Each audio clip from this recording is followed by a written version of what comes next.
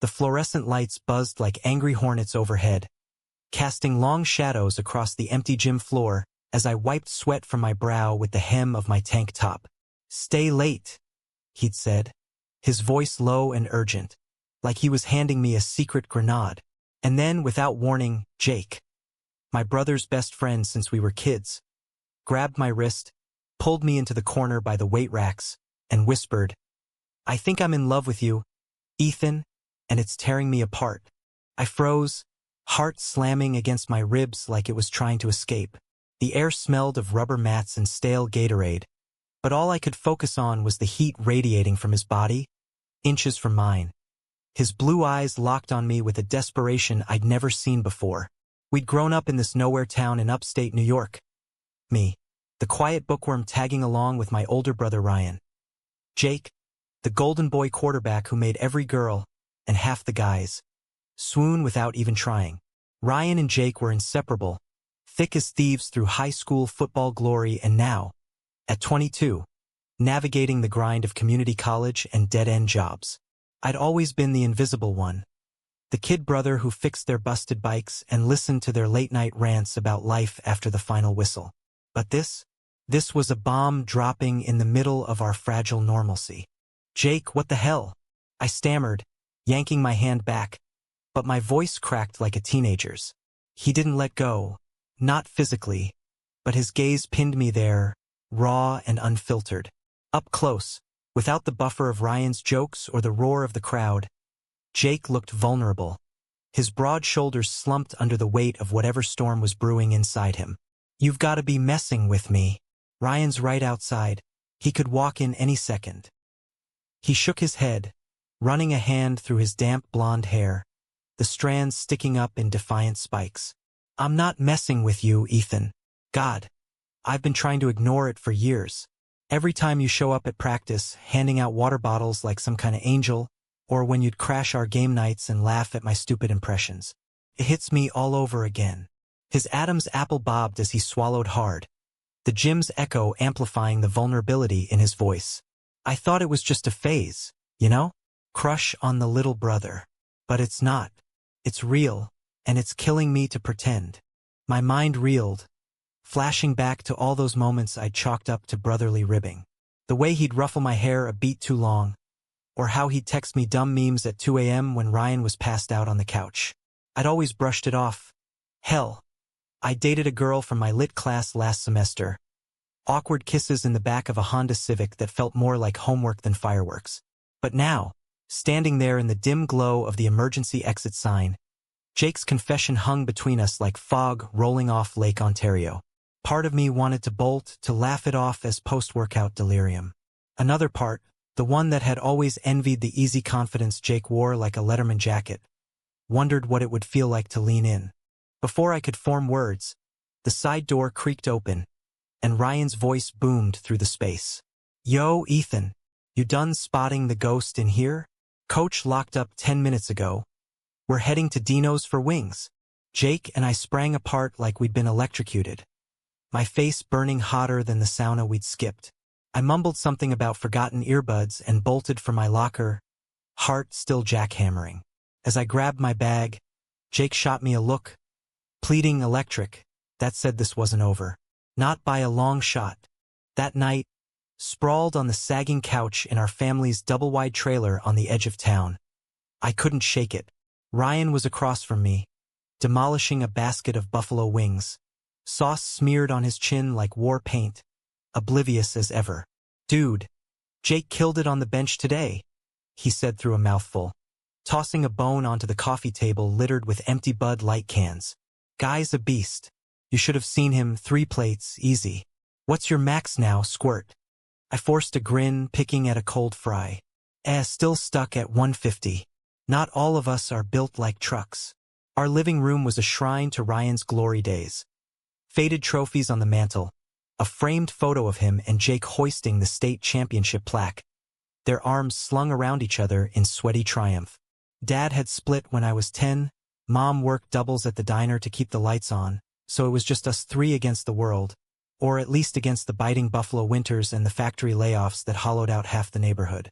Ryan, with his easy charm and ironclad loyalty, had always been the anchor. Jake was the spark, the one who made Ryan believe they could escape this Rust Belt trap someday. But now, every glance at that photo twisted something in my gut. What if Ryan knew? Would he deck Jake? Or worse, look at me like I was the family traitor? I excused myself early, claiming a headache, and locked myself in my room. A cramped space papered with dog-eared sci-fi novels and a single window overlooking the cracked asphalt driveway. Lying there in the dark, the hum of the ancient space heater my only company, I replayed Jake's words on loop. I think I'm in love with you. Love. Not lust, not a drunken slip. Love. The word felt foreign, terrifying, like stepping onto thin ice over the Niagara River. Sleep dodged me like a fumbled pass, and by morning, my phone buzzed with a text from an unknown number. It's Jake. We need to talk. Meet me at the old pier after your shift? Please. My stomach flipped. I worked afternoons at the local bookstore. Dusty shelves of bestsellers no one bought. The kind of place where dreams went to yellow with age. All day, as I rang up romance novels for lonely housewives and sci-fi for truckers on break, Jake's face haunted me. Those crinkles at the corners of his eyes when he smiled. The faint scar on his jaw from a dirt bike crash we'd all laughed about. Was this what coming out felt like? Or was it just the start of everything crumbling? The pier stretched out into the choppy gray waters of Lake Erie like a forgotten promise, its weathered boards creaking under my sneakers as I approached. It was one of those late autumn afternoons where the sun fought a losing battle against the clouds, painting everything in muted golds and grays. Jake was already there, leaning against the rusted railing, a flannel shirt untucked over his jeans, hands shoved deep in his pockets. He looked smaller out here, stripped of the gym's bravado, the wind whipping his hair into chaos. Ethan, he said, straightening up as I got close, his voice barely audible over the waves slapping below. Thanks for coming. I didn't sleep a wink. Kept replaying last night, wondering if I'd ruined everything. I stopped a few feet away, arms crossed like a shield. You kinda did, yeah. Ryan's my brother, Jake. My best friend, too, in his own dumb way. If he finds out you, whatever this is, it'll destroy him, destroy us. He winced, stepping closer, the scent of his cologne, something woodsy and clean, cutting through the briny air. I know. God, I know. I've been fighting this since we were 15, man. Remember that summer we all camped at Letchworth? You and Ryan were wrestling by the fire and I just watched you, laughed harder at your jokes. It scared the shit out of me. He paused, eyes scanning the horizon where freighters ghosted like specters. I'm not asking you to love me back. Not yet. Just don't hate me for feeling it. Hate him? The thought was laughable. If anything, a traitorous warmth bloomed in my chest, the kind that made my pulse stutter. I'd spent years burying my own questions.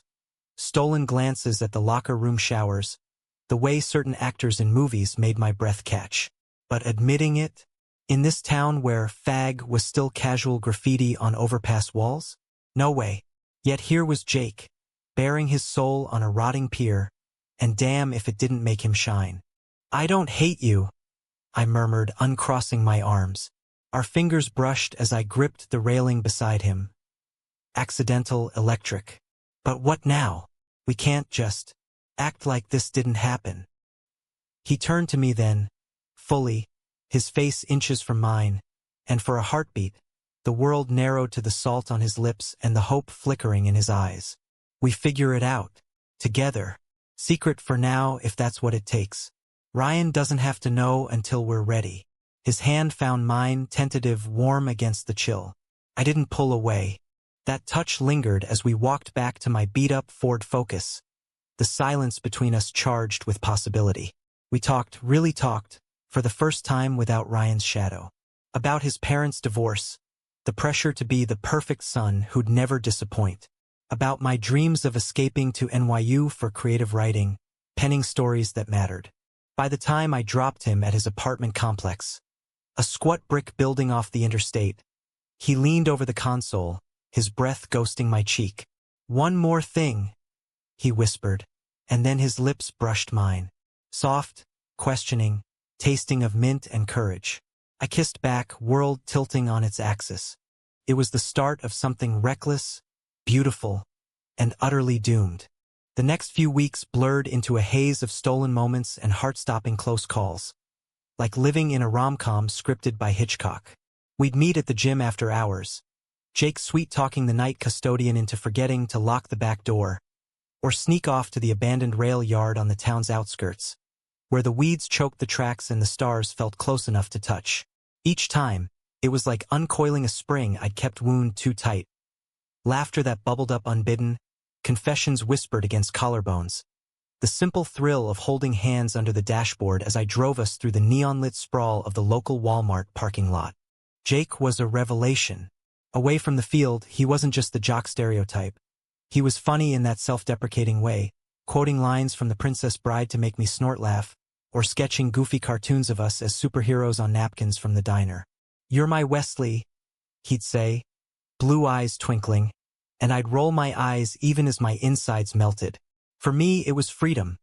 The first time I'd felt seen, not as Ryan's tag-along, but as Ethan, the guy with stories simmering under his skin. But guilt gnawed at the edges, sharp as the November frost creeping in. Ryan noticed the shift, of course.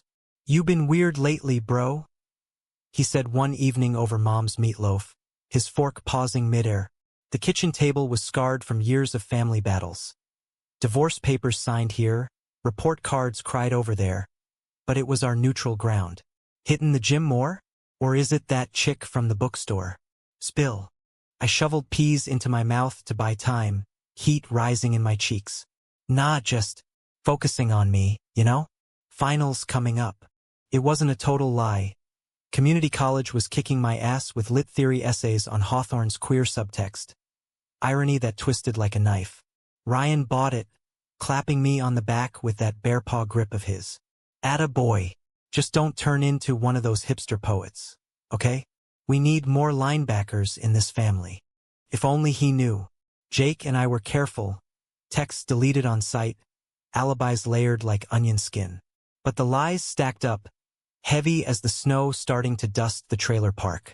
One night, after a particularly intense makeout session in the cab of Jake's pickup, parked in the shadow of the grain silo, radio low on some old Springsteen, he pulled back, forehead pressed to mine. "This is getting serious, Ethan. For me, anyway. I want more than shadows." My heart soared and sank in equal measure. "Me too. But Ryan, he's family. Your best friend. Betraying him feels like cutting off my own arm." Jake's jaw tightened. That stubborn set I'd come to both love and fear. "It's not betrayal if we're honest eventually. He loves us. Both of us. He'll get it." Optimism, pure Jake. But doubt festered in me like an untreated wound. The first real crack came during Thanksgiving. Mom's side of the family crammed into our trailer. Uncles nursing beers, cousins chasing toddlers. The air thick with turkey and tension.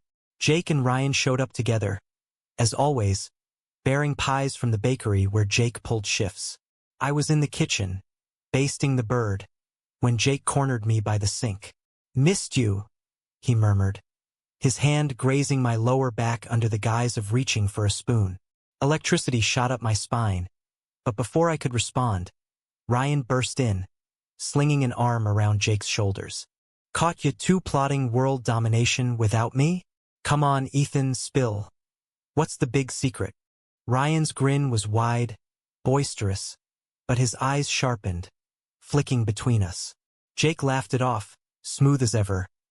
"Just telling your bro he needs to bulk up for the family flag football game." But the seed was planted. That night, as we cleared plates and swapped stories of Thanksgivings past Dad's infamous turkey drop into the creek, I caught Ryan watching me.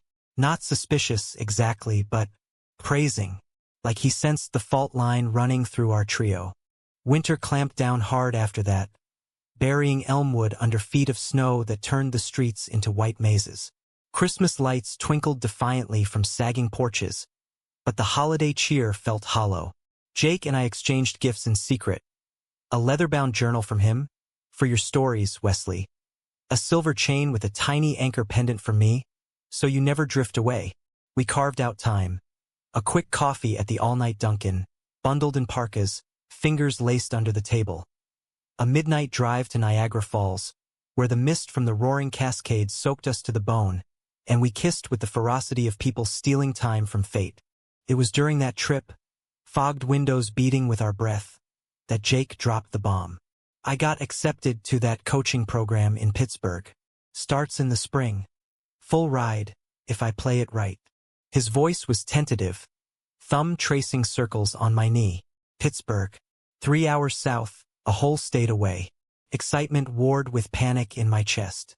That's amazing, I said, forcing brightness. You've always talked about coaching, giving back to kids like us. But the words tasted like ash. Our fragile bubble, already paper-thin, would pop. He searched my face, shadows playing across his features from the dashboard glow. Come with me, or visit every weekend. We make it work. Optimism again, but this time it cracked under its own weight. I nodded, but as we drove home through the pre-dawn dark, doubt whispered. How long before the lies bury us? New Year's Eve sealed the fracture. The town square hosted its annual bash, fireworks over the frozen fountain, mulled cider from food trucks, locals two-stepping to a cover band belting Sweet Caroline. Ryan dragged us all there, hyped on cheap whiskey from a flask hidden in his coat. To another year of kicking ass, he toasted, clinking red solo cups with Jake and me under the string lights. But as midnight approached, Jake and I slipped away to the alley behind the hardware store, countdown echoing faintly.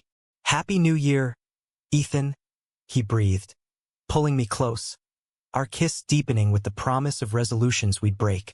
We didn't hear the footsteps until too late. What the actual fuck? Ryan's voice sliced through the night like a blade. We jerked apart, Jake's hands dropping from my waist as if burned. There stood my brother, flask dangling forgotten from his fingers, face paling under the sodium lamps. Betrayal etched every line. Eyes wide, mouth slack, the world he'd built around us fracturing in real time. Ryan, wait!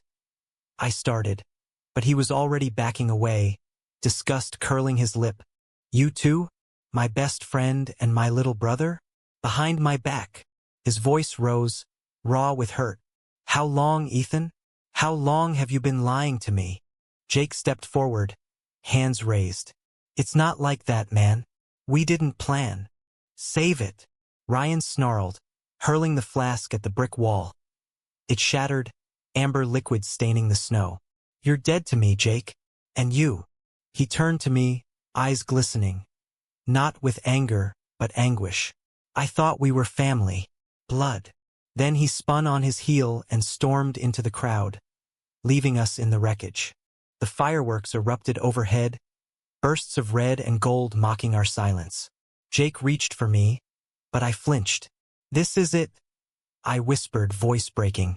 Everything's ruined. He pulled me into his chest anyway, arms a desperate anchor. We'll fix it, I promise. But as the echoes faded and the cold seeped in, I wondered if some breaks were too deep to mend. The fallout hit like a nor'easter, whipping through our lives with gale force wreckage. Ryan ghosted us both. Texts unanswered, calls straight to voicemail, his bedroom door a Berlin Wall whenever I knocked. At home, the trailer felt like a minefield. Mom's worried glances over breakfast. Your brother's been quiet? Everything okay, boys? The empty chair at dinner where Ryan used to hold court with tall tales.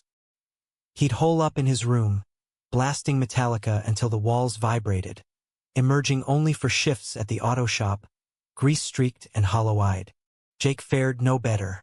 Their shared fantasy football league? Deleted. The pickup games at the park? Cancelled without a word. Jake showed up at the trailer once, hat in hand, begging for a sit-down. Ryan answered the door in nothing but boxers and fury. Get the hell off my porch, traitor! He spat, voice low to spare Mom the drama. I watched from the hallway, chest tight, as Jake's shoulders sagged in defeat.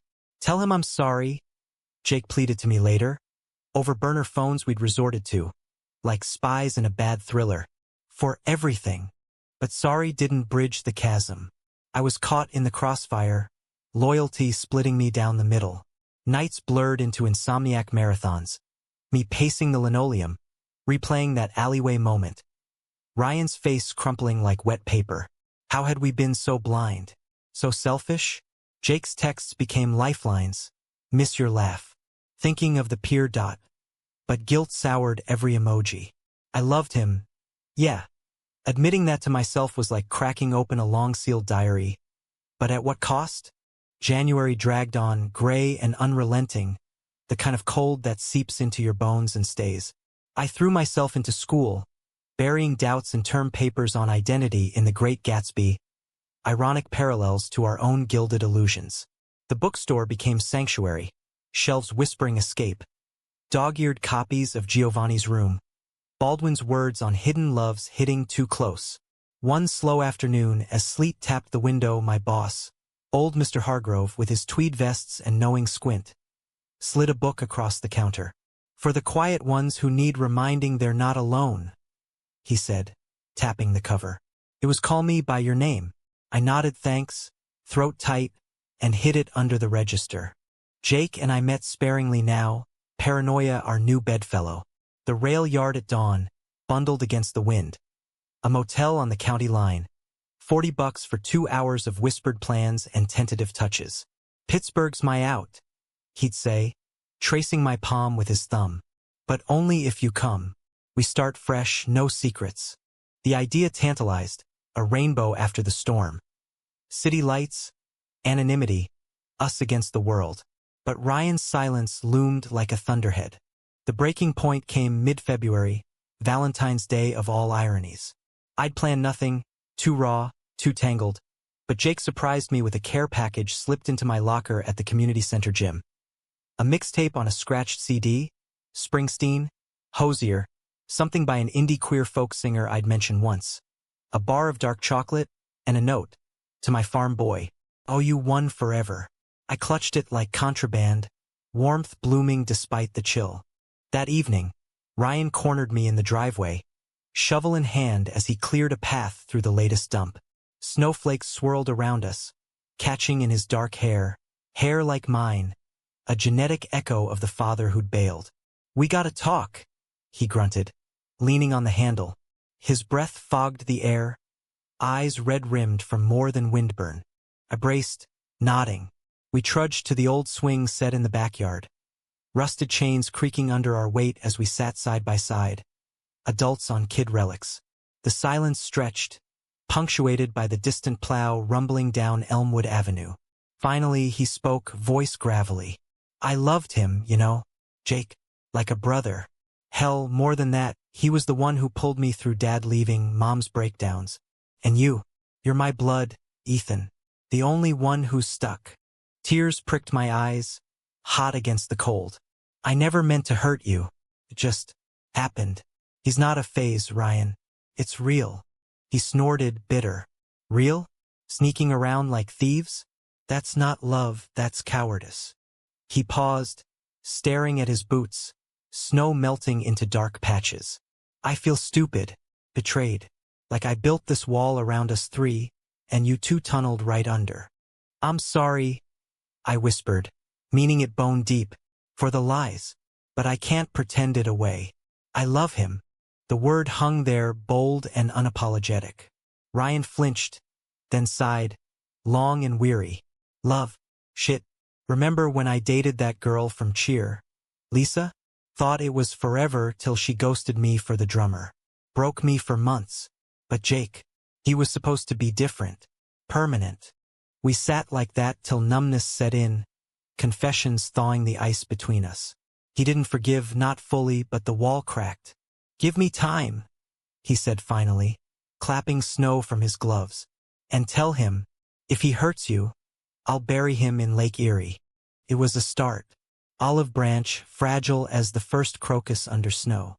Emboldened, I texted Jake. Talk tomorrow? Neutral ground.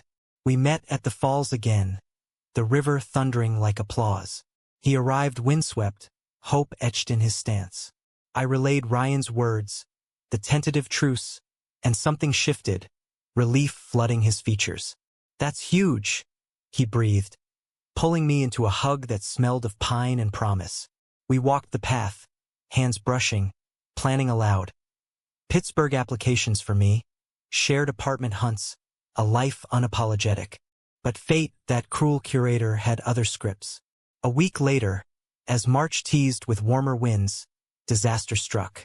I was at the bookstore alphabetizing Harlequins when my phone buzzed. Ryan. Emergency. Shop. Now. Heart in throat, I raced over, dodging potholes filled with slush. The auto shop was a cacophony.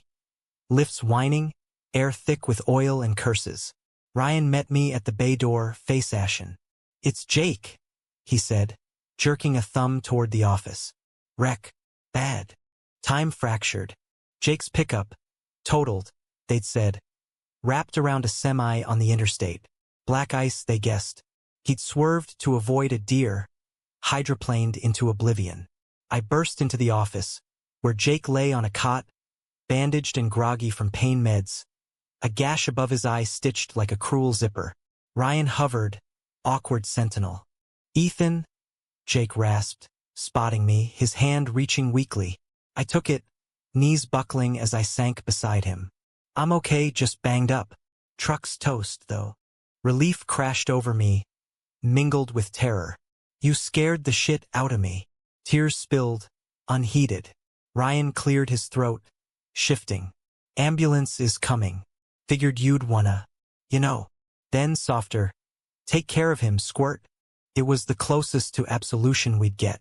As paramedics loaded Jake, Ryan squeezed my shoulder, brief, but solid. "We'll talk later. All three of us." The hospital wait was purgatory. Sterile halls, vending machine coffee that tasted of regret. Jake emerged from x-rays with cracked ribs and a sprained ankle. "Lucky," the doc said. I stayed till visiting hours booted me, then drove home through sheets of rain, windshield wipers slashing like accusations. That crash? It was our catalyst. Ryan showed up the next day at the hospital solo, bearing fast food and a truce flag. "Brought your favorites, dumbass," he grumbled, tossing a Big Mac at Jake's bed. They talked, halting at first, then deeper. Hurts aired, loyalties reframed. "Your family," Ryan admitted finally. "Even if it's weird. Just no more secrets." Jake nodded, teary. "Never again, man.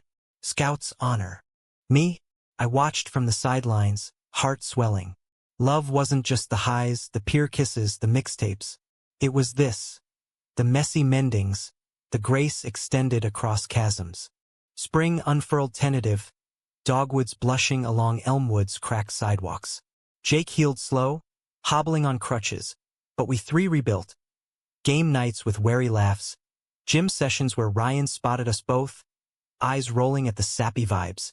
Pittsburgh loomed, but now with Ryan's blessing. Go chase it. Brothers send postcards. Graduation came in a whirl of mortarboards and bad speeches. I walked the stage, diploma in hand, Jake and Ryan whooping from the bleachers. That night, under a sky bruised purple, we drove to the pier one last time. Waves lapped gentle, fireflies winking like conspirators. "To us?" Jake toasted with a stolen beer, arm around my waist. Ryan clinked, grinning crooked. "To not fucking it up again." We didn't, not entirely. Betrayal's scar lingered, a reminder of fragility. But in its wake bloomed something human, resilient. Love that bent but didn't break. Summer scorched Elmwood that year, turning the asphalt to tar pits and the air to a humid soup you could wring out. With Jake's truck scrapped, we pooled gas money for my Ford, road tripping to Finger Lakes wineries on weekends, Ryan shotgun, blasting podcasts on true crime and conspiracy theories, Jake and I stealing glances in the rearview. It was tentative normalcy, like learning to walk after a sprain. Awkward steps, but progress. Ryan dated a mechanic from the shop, a no-nonsense woman named Tara with tattoos and a laugh like gravel. He'd bring her to barbecues, and we'd all pretend the air wasn't still laced with old smoke. For Jake and me, it was a crash course in the open. No more alleys or alibis. Just hands held at the county fair. Cotton candy melting on our tongues as we rode the Ferris wheel. Townies gawking but not, yet, throwing stones. Feels like breathing for the first time. Jake murmured one dusk, our legs dangling over the midway lights. I squeezed his hand, the metal car swaying gentle. Yeah, but don't jinx it.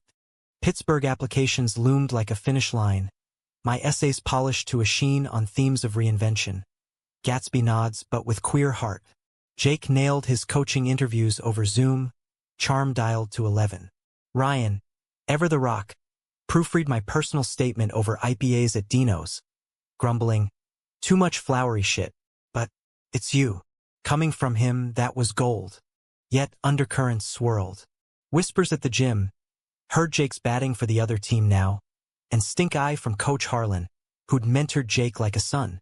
One sticky July evening, post-workout, Harlan pulled Jake aside in the parking lot. I lingered by the chain link, pretending to tie my shoe, heart thudding. Son, this phase. Harlan's voice carried, paternal but edged. It'll pass. Don't throw away your future for confusion. Jake's laugh was sharp, unyielding. Not a phase, coach. It's me. And my future's brighter for it. He walked away tall, but later, in the truck's cab, he deflated. Hate that pity look. Like I'm broken. You're not, I said fierce, cupping his face. You're Jake, my Jake. The guy who quotes Inigo Montoya and deadlifts my body weight. We kissed slow, salt-laced, the windows fogging against the firefly's glow. August brought the letters, acceptances, both of us. Pittsburgh U for me, creative writing MFA pipeline, Carnegie Mellon sports program for him. Ryan threw an impromptu send-off at the trailer. Bonfire in the pit Dad dug years back. Esmores and stories till the embers died. Tara manned the grill, Mom teary-eyed with pride. My boys, making it big. As flames crackled, Ryan raised a bottle. To Ethan and Jake, may Pittsburgh not turn ya into Steelers fans. Laughter rippled, real and warm. But goodbyes gutted me. The night before we loaded the U-Haul, Jake's savings and my bookstore haul crammed into cardboard boxes. Ryan pulled me aside on the porch, stars pricking the black velvet sky. Crickets chorused, a farewell hymn. Proud of you, Squirt, he said, voice thick. No bear hug this time. Just a nod, profound in its restraint. And, sorry for the alley. Took me too long to see you not just as my brother, but as you. I swallowed the lump. Love you, Ree. We'll visit. Promise. He smirked. Bring wings. Pittsburgh style ain't shit. Dawn broke crisp as we hit the interstate. Jake's hand on my thigh. Ryan's send-off text buzzing. Drive safe. Don't be strangers. The highway unspooled south. Billboards for diners and casinos blurring past. We talked dreams. Me penning novels that shattered silences. Him coaching kids to chase theirs unashamed. No more hiding, he said, wind whipping through the open window. Pittsburgh welcomed with grit and grace. Steel bridges arching over rivers like veins. Neighborhoods stitched with immigrant stories. Our apartment was a third-floor walk-up in Bloomfield. Peeling paint, view of a muraled alley, but ours. First night, we christened it with pizza from Dave and Dave's and a playlist of anthems. Born to Run, Take Me Home, Country Roads. Sex was off the table. Not yet, not with the rawness still healing, but intimacy bloomed. Tangled limbs on the futon, whispers till sleep claimed us. Fall semester hit like a freight train. Syllabi stacked, Jake's practices till dark, my workshops dissecting drafts till they bled truth. We carved rituals, Sunday brunches at Pamela's, where the pancakes drowned sorrows. Walks along the Allegheny, hand in hand, tourists snapping pics without a second glance. Freedom tasted like coffee and possibility. But Elmwood's shadow lingered. Ryan's calls grew sporadic, laced with subtext. Tara's great, but missed the crew. Jake's parents visited once. Stiff dinner at a Primanti Brothers. His mom cooing over the boys' little place, while Dad grilled Jake on settling down. The unspoken hung heavy. With who? Jake deflected with charm, but later, alone he paced. They mean well, but it's like they see the old me, the straight version, and can't compute. I pulled him down, noses brushing. They're trying. Like Ryan. Give 'em time. Thanksgiving pulled us north, a test run. Mom's table groaned under turkey and fixings. Ryan and Tara arrived with pie, easy grins masking nerves. Toasts flowed, stories bridged gaps. Jake regaling with tales of his Little League misfits. Me reading a workshop poem that drew laughs and a few sniffles. Ryan caught my eye across the chaos, nodding subtle, "We good." Post-feast, as snow dusted anew, Jake and I stepped out for air. The trailer park twinkled festive, a hard-won glow. "This," he said, breath fogging, arm around me, "worth every scar." I leaned in, kissing him soft under the porch light. Damn right. Winter deepened. Holidays a blur of lights and laughter. Christmas. Ryan gifted us matching Steelers jerseys, irony noted. Mom a quilt pieced from old tees, Ryan's championship, Jake's practice rags, my faded concert stubs. New Year's in the city. Fireworks over Point State Park, Jake's proposal whispered amid the boom. Not rings, but words. "Build this forever with me?" "Yes." I breathed, world exploding in color. Spring thawed secrets further. Jake's team won regionals. My story, a queer road tale, took a Lit Mag prize. Elmwood visits normalized. Ryan's wedding to Tara in June. Us as awkward but honored groomsmen. Vows echoing our own quiet commitments. "You two cleaned up nice," Ryan ribbed later, clapping backs. "Don't screw it up." "We won't," Jake promised and meant it. Yet climax brewed unbidden. Summer swelter brought Jake's old teammate from Elmwood, Brad, the loudmouth wide receiver who'd crashed our youth like a bull. He was in Pittsburgh for a job fair, crashing our couch uninvited. Beers flowed, stories old and tall, but Brad's jabs sharpened after midnight. "Come on, Jake. Remember the cheerleaders? What? Little Ethan's got you on a leash now." Jake bristled, but I saw the flicker, old insecurities rising. Brad crashed hard, snoring on the futon. Jake and I retreated to the bedroom, tension coiling. "He's an asshole," I said, tracing his jaw. "Don't let him in." But dawn brought eruption. Brad, hungover and belligerent, cornered Jake in the kitchen. "This fag shit. It's a joke, right? For attention." Words flew, fists clenched. Jake shoved him toward the door, voice steel. "Out, now. That's my life, my love. Deal with it or fuck off." Brad stormed, tires squealing. Jake collapsed against the counter, shaking. Almost lost it. The anger. It's still there. I held him, fierce. "But you didn't. You chose us." That fight purged the last poison. Brad faded, a ghost story. We thrived. Jake's promotion to assistant coach, my chapbook deal. Visits home healed fully. Ryan and Tara's kid on the way. Us uncles-to-be. Mom beaming at her modern family. Fall circled back. Leaves carpeting the bridges in fire. One anniversary eve, Pierkiss Mark. We drove to the old spot in Elmwood. Unannounced. Ryan met us with coolers and chairs. Tara rubbing her belly. Fire pit crackled. Stars wheeled. "To shocks that stick," Ryan toasted, eyes warm. Jake clinked, arm mine. "And the loves that shock us straight." Laughter rose, human and whole. Betrayal's echo? Faint now, a bass note in our symphony. Life wasn't flawless. No tidy bows. But it was ours. Dramatic, tender, defiantly romantic. In America's heartland grit, we'd forged something unbreakable. A story not of perfection, but persistence. Love's quiet revolution. Years folded like pages in a well-loved book, each chapter adding weight and wisdom to our spine. Pittsburgh became home. Its rivers our veins, its hills our hurdles. Jake's coaching career blossomed. By 30, he headed the high school program, turning ragtag teens into champions, his office wall a mosaic of their grins and his quiet advocacy. Rainbow stickers on lockers, guest speakers from local pride centers. "Kids like us," he'd say, "deserve to see heroes who look like them." My writing followed suit. First novel out at 28. A semi-autobiographical gut punch about Rust Belt boys chasing light. Reviews called it tenderly fierce, a queer stand by me for the modern age. Book tours took me to Elmwood readings, Ryan in the front row, hollering like a proud dad.